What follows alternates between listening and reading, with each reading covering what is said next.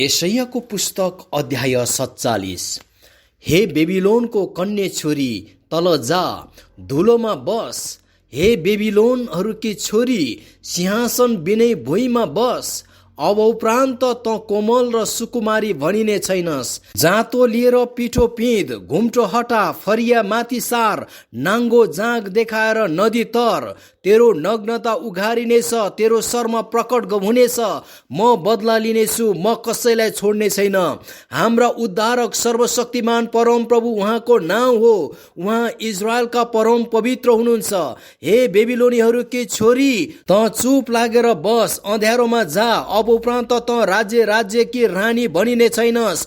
म मेरो प्रजादेखि रिसाएको थिएँ र मैले मेरो निज भागलाई अपवित्र गरे। मैले तिनीहरूलाई तेरो हातमा दिए, तर तैँले तिनीहरूलाई दया देखाइनस्। बुढापाकाहरूलाई पनि तैँले आफ्नो साह्रै गरौँ जुवा बोकाइस्। तैँले भनिस्, म सदा सर्वदाको निम्ति अनन्तको रानी भइरहनेछु।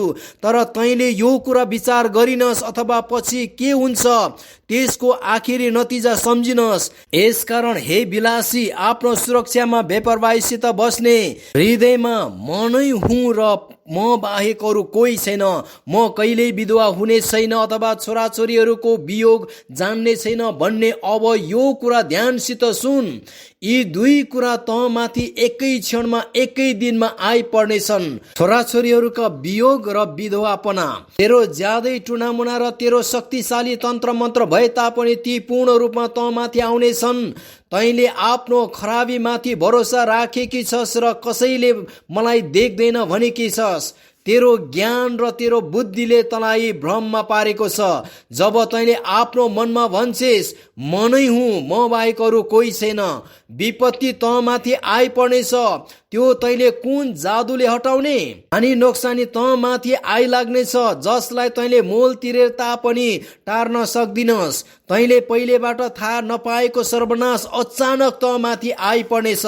यसर्थ अब तैँले आफ्नो बालककालदेखि नै परिश्रम साथ गरी ल्याएको तेरो तन्त्र मन्त्र र थुप्रै टुना मुनामा लागि बस। सायद त सफल हुनेछेस्, सायद तैँले डर उत्पन्न गर्नेछस्। तैँले पाएका सबै सल्लाहबाट त थकित भएकी छस्। ज्योतिषीहरू, ग्रह हेरेर महिना महिनामा भविष्य बताउनेहरू आउन् र त माथि आइपर्ने कुराहरूबाट तँलाई बचाउन्। निश्चय नै तिनीहरू ठुटा जस्तै छन्, आगोले तिनीहरूलाई जलाउनेछ। आगोका ज्वालाको शक्तिबाट तिनीहरू आफैलाई बचाउन सक्दैनन्। यहाँ कसैले आगो ताप्ने भुङ्रो हुँदैन, न यहाँ बसेर ताप्नलाई आगो हुनेछ।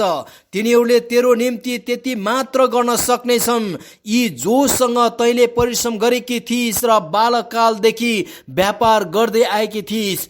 तिनीहरू हरेक आफ्नै भुलतिर लाग्छन्, तँलाई कसैले बचाउन सक्दैन।